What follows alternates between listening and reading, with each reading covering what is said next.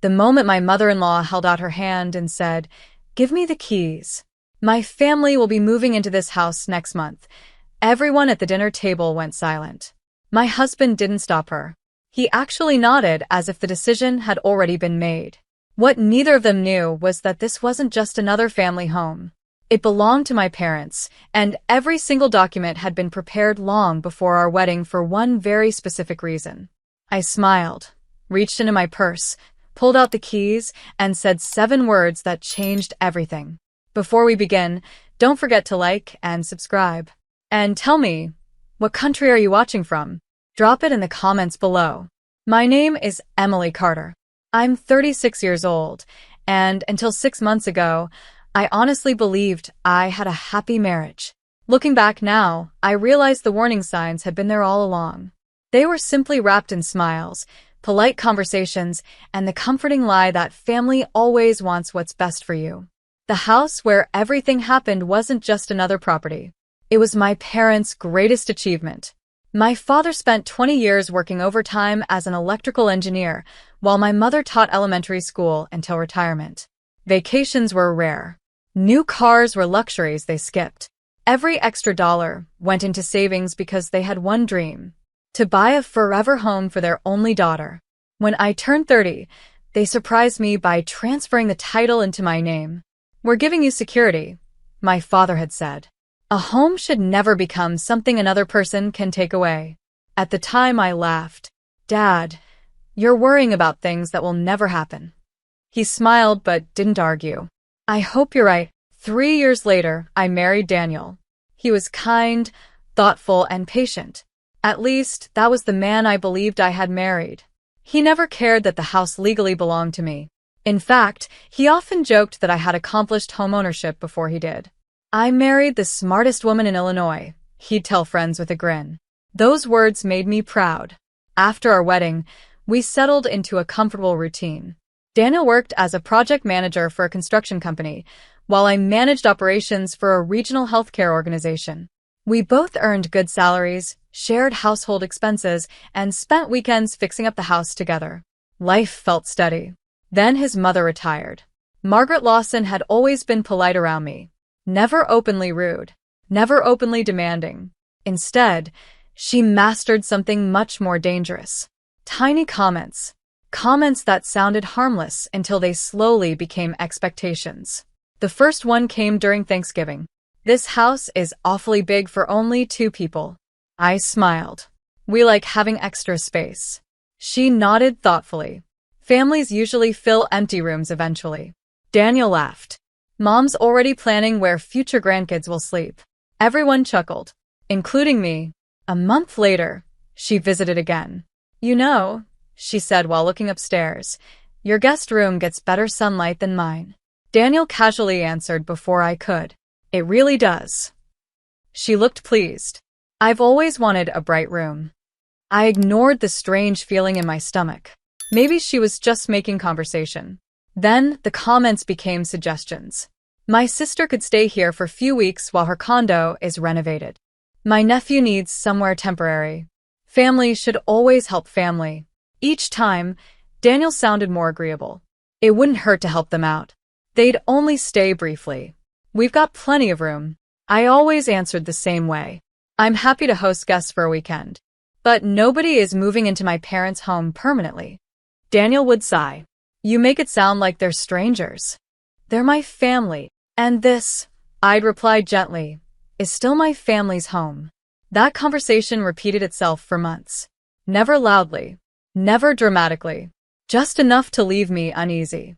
The real turning point came one Saturday afternoon.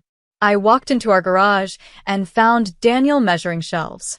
"What are you doing?" He didn't even look up. "Thinking about clearing storage." "Why?" "So Uncle Robert can keep some furniture here." I blinked. "Nobody asked me." "I figured you'd understand." I stared at him. "You figured wrong." He frowned as if I were being unreasonable. "It isn't a big deal." "It becomes a big deal the moment decisions are made without me." That was our first real argument. It ended with silence. A week later, Margaret invited everyone to Sunday dinner. Daniel insisted we go. "It'll help smooth things over." I wanted peace. So I agreed. There were 10 people around the dining table. His mother, his brother, 2 cousins, an aunt and uncle. Everyone laughed through dinner as though nothing had happened. Dessert had just been served when Margaret placed her coffee cup down. "I've been thinking," she announced. The room grew quiet. She smiled directly at me. "Daniel tells me you've been worried about everyone staying here." I looked at my husband. He avoided my eyes. Margaret continued. "I've solved the problem." Nobody spoke. She folded her hands confidently. "Instead of asking every time, just give me a full set of house keys." I felt every face turn toward me. "We'll organize everything ourselves." Daniel finally spoke. "I actually think that's a good idea." For several seconds, I couldn't believe what I had heard. He wasn't defending me. He wasn't asking my opinion. He had already decided. Margaret extended her hand across the table. "So," her smile widened. "The keys?" Instead of arguing, I smiled back. Then I slowly reached into my purse, wrapped my fingers around the keys. But before taking them out, I looked directly at Daniel and asked one quiet question that instantly erased every bit of confidence from both his face and his mother's. I kept my hand inside my purse for another second before looking directly at Daniel. "Have you ever actually read the ownership documents for this house?" His confident expression disappeared. "What?" "The documents," I repeated calmly. "The ones you signed acknowledging before we got married." He blinked. "I don't remember." "I know." The room became so quiet I could hear someone set down a coffee spoon. Margaret frowned. "What difference does paperwork make? You're married. Everything belongs to both of you." I smiled politely. "Actually, that's not how this house works." She laughed as though I had told a joke. "Oh, sweetheart. You're making this much harder than it needs to be." "No," I replied softly. "I'm simply following my parents' wishes." Daniel shifted uncomfortably in his chair. "Emily, maybe we don't need to make this into a legal discussion." I didn't bring up the keys. Nobody answered. Instead of pulling out my keys, I removed a small leather document holder I almost always carried whenever we traveled. My father had insisted years ago that I keep copies of every important property record somewhere safe. Margaret's smile slowly faded. "What is that?" "The answer to your request." I laid the folder gently on the dining table. "I think everyone deserves to hear this before another word is said." Daniel stared at the folder. "I've never seen that." "I know," I answered. "You never ask." I opened the first page. My parents transferred this home entirely into my name 3 years before Daniel and I married. Several relatives exchanged surprised glances. "They didn't give it to us. They gave it to me." Margaret folded her arms. So ownership never changed." Daniel leaned forward. "Emily were husband and wife." "Yes. But being married doesn't automatically change who owns property that existed before the marriage." His face tightened. "I honestly thought." "I know what you thought." I turned another page. "My parents met with an attorney before transferring the house." Margaret interrupted. "That's ridiculous. My parents spent 20 years paying for this home. They didn't think protecting it was ridiculous." Silence filled the dining room again. I continued. "The documents explain that permanent occupancy is decided only by the legal owner." I looked around the table. "That means overnight guests are welcome whenever I invite them." I paused. "But nobody moves into this house unless I choose." Daniel rubbed his forehead. "I never knew that. You never wanted to know."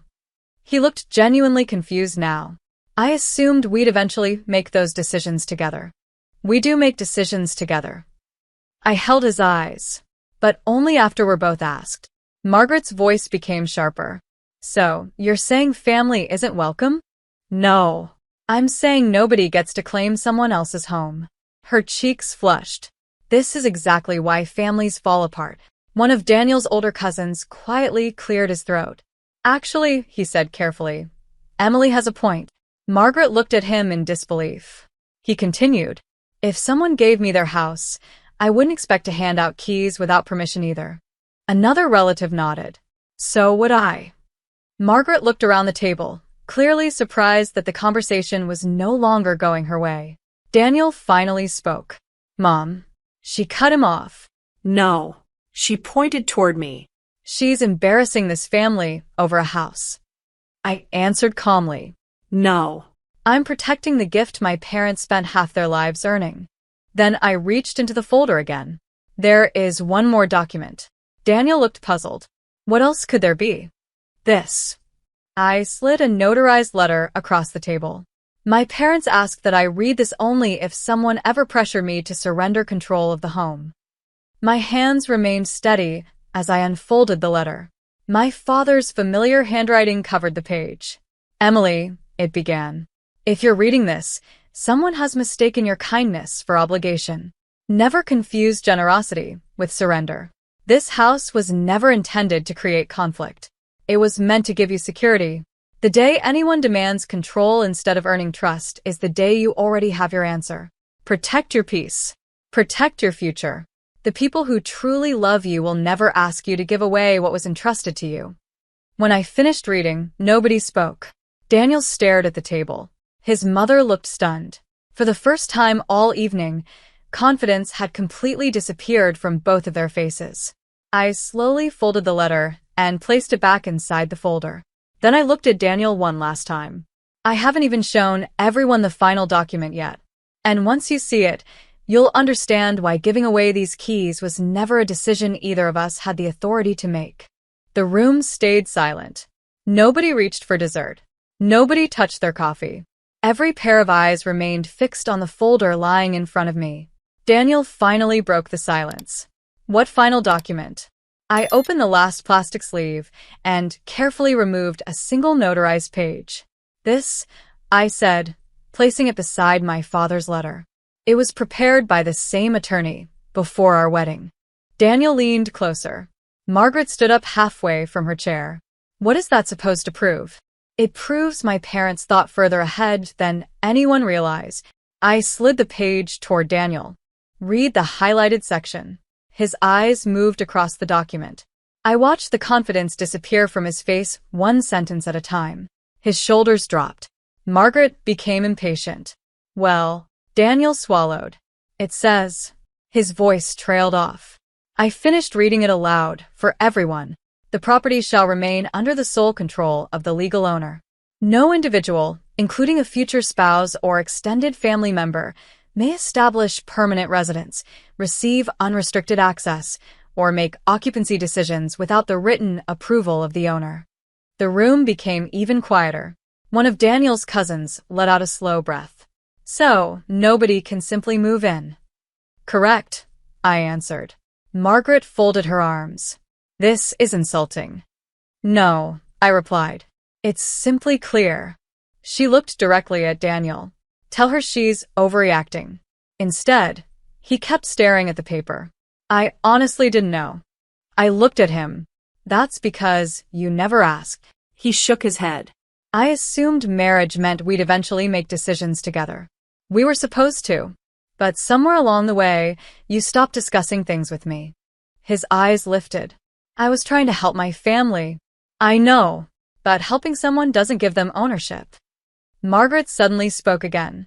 I never wanted ownership. I looked at her calmly. You asked for unrestricted keys. You measured storage space. You discussed who would live here. You made plans without asking the homeowner. Her mouth opened, then closed again. No answer came. Daniel quietly rubbed the back of his neck. I should have stopped this months ago. I nodded. Yes. He looked genuinely ashamed. I kept thinking everyone would eventually get along. The problem wasn't people getting along. The problem was respect. For the first time since dinner began, several relatives nodded openly. Daniel's uncle finally spoke. Emily's right. He looked toward Margaret. You can't volunteer someone else's home. His wife agreed. I would have felt exactly the same. Margaret looked around the table in disbelief. So, everyone's against me now? No, her brother answered gently. They're simply listening. She slowly sat back down. The confidence she had carried into dinner was gone. Daniel looked at me. I'm sorry. His voice was quieter than I'd ever heard it. I should have asked. I should have defended you. I let Mom assume things that weren't hers to assume. I believed he meant every word. But trust doesn't return simply because someone apologizes. It isn't only about tonight, I said softly. It's about every conversation where my opinion became optional. He lowered his eyes. I know. I closed the folder and slipped it back into my purse. I'm not asking you to choose between your wife and your mother. I'm asking you to understand that healthy boundaries protect everyone. No one argued. A few minutes later, dinner quietly ended. People hugged goodbye. Several relatives stopped to tell me they understood why I had stood my ground. One even whispered, "Your parents were very wise." After everyone left, Daniel and I drove home in complete silence. When we walked inside, he stood in the entryway looking around the living room. "I never really appreciated what this house meant to you." I smiled sadly. It was never about the building. It was about what my parents sacrificed to give us stability. He nodded slowly. I forgot that. The following weekend, I drove alone to visit my parents. My father opened the front door before I even knocked. He looked at my face for only a second. "You used the folder." I laughed softly. "How did you know?" He smiled. "Because you only carry it when something important happens." We sat together on the porch while I told them everything. Neither of them interrupted. When I finished, my mother reached over and squeezed my hand. "We didn't protect the house because we expected the worst." She smiled warmly. "We protected your peace in case you ever needed it." Driving home that afternoon, I realized something important. Standing up for yourself doesn't require shouting. It doesn't require insults. Sometimes the strongest response is simply knowing your worth and refusing to surrender it. Daniel worked hard over the following months to rebuild my trust. Some things improved. Others took time. But one lesson never changed. A home built with love should never become a place where respect is negotiated. And every time I lock my front door now, I remember my father's words. The people who truly love you will never demand the keys to your peace.